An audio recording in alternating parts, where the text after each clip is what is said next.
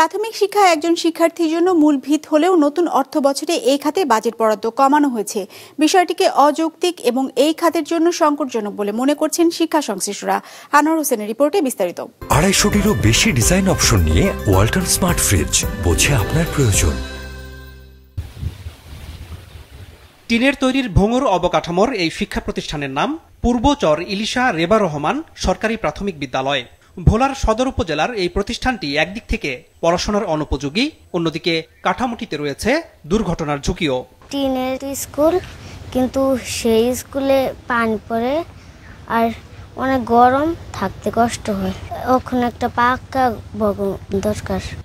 ভোলা সদর উপজেলার পৌর বালক সরকারি প্রাথমিক বিদ্যালয়ের অবকাঠামোও ঝুঁকিপূর্ণ। দেখে মনে হচ্ছে কখন যেন ধসে পড়ে। নীলফামারীর ইটাখোলা সরকারি প্রাথমিক বিদ্যালয়ের অবকাঠামো অবশ্য শক্তপোক্ত, তবে এখানে রয়েছে শিক্ষার্থীদের জন্য শ্রেণী সংকট। দেশের অনেক এলাকাতেই প্রাথমিক বিদ্যালয়গুলোতে এমন দুর্দশা রয়েছে। এমন বাস্তবতার পরও 2025-26 অর্থ বছরের বাজেটে প্রাথমিক ও গণশিক্ষা খাতে গতবারের তুলনায় 3,416 কোটি টাকা বরাদ্দ কমানো হয়েছে। এবার এই মন্ত্রণালয়ের জন্য মোট বরাদ্দ 35,403 কোটি টাকা। নতুন অর্থ বছরে প্রাথমিক ও গণশিক্ষা মন্ত্রণালয়ে এভাবে বরাদ্দ কমানোকে অযৌক্তিক হিসেবে দেখছেন শিক্ষকরা। পৃথিবীর প্রত্যেকটি উন্নয়নশীল দেশেই প্রতি বছর তাদের বাজেটে প্রাথমিক শিক্ষার জন্য বাজেট বৃদ্ধি করা হয়। সেখানে দেখলাম আমাদের বাংলাদেশে এটা ব্যতিক্রম, এবার আরও কমানো হয়েছে। এটা আমাদের প্রাথমিক শিক্ষার জন্য এবং জাতিকরণের জন্য একটা হুমকি স্বরূপ বলে আমি মনে করি।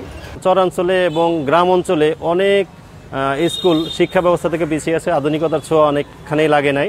আমাদের কথাটা আরেকটু ভেবে দেখে আমাদের এই বাজেট বরাদ্দটা প্রাথমিক গণশিক্ষা মন্ত্রণালয়ে বাড়ানো যায় কিনা। এই শিক্ষাবিদ মনে করেন নতুন অর্থ বছরের বাজেট প্রাথমিকের শিক্ষা ব্যবস্থার জন্য সংকট তৈরি করবে। যে প্রাথমিক শিক্ষার কিন্তু বিকাশ আমাদের এখনো পরিপূর্ণ হয়নি। আমরা না পেরেছি পরিমাণগত বিকাশ পরিপূর্ণভাবে করতে, এবং না পেরেছি আমরা গুণগত শিক্ষার দিকে গুরুত্ব আরোপ করতে। 1.5 বছরের প্রশিক্ষণের সুযোগ একজন শিক্ষককে নিশ্চয়ই তার গুণগত মান অনেক উন্নত করতো।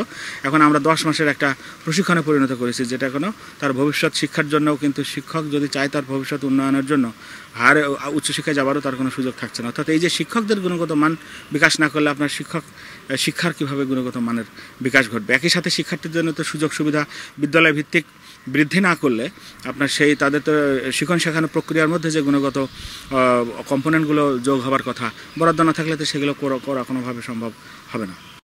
আগে মাদ্রাসা খাত অবহেলিত ছিল। তাছাড়া গত কয়েক বছর ধরে মাদ্রাসায় শিক্ষার্থী ভর্তি বেড়েছে। সেই কারণ দেখিয়ে এবার এই খাতে বাজেট বৃদ্ধি করা হয়েছে।